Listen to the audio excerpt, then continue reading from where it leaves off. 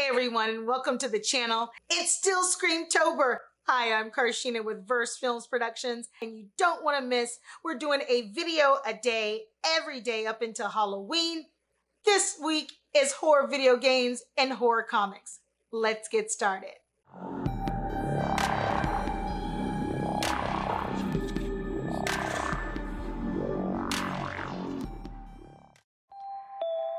Let's start our horror video game with Outlast. Outlast is a first-person survival horror game released in 2013. The aim is to outlast the horrors of the game. When you begin the game, a disclaimer comes that says Outlast contains intense violence, gore, graphic sexual content, and strong language. Please enjoy. You're a journalist who sneaks into a psychiatric hospital to investigate horrific events. The hospital has hideous things that pop out at you out of nowhere.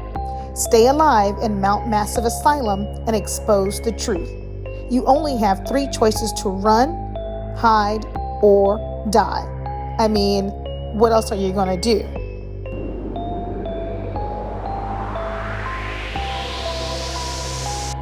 Red Barrels, the video game dev team behind Outlast, came back with its sequel, Outlast 2, released in 2017, and it solidified them as a horror franchise for the video game genre, with the release of Outlast 3 coming in 2022. The plot? A chopper with 2 freelance reporters in Arizona, Blake and Lynn Langerman, husband and wife team. They are there to investigate a young pregnant girl who committed suicide at the hospital that we only know as Jane Doe. A blinding light, the chopper goes down, and Blake wakes up in a Catholic school. A wave of blood rushes toward him after following a tall man, but he wakes up again outside the chopper with no sign of Lynn amongst the wreckage. He makes his way toward a village after seeing the pilot skinned and nailed to a cross. He finds Lynn and they encounter the cultists and the heretics. These 2 factions are at war with each other. Blake gets discovered by a guy named Ethan. He tells of his daughter Anna Lee, who is the Jane Doe they were sent to find. He comes across a man named Josiah who is strapped to a wheel and the word Judas carved into his chest with his eyes gouged out.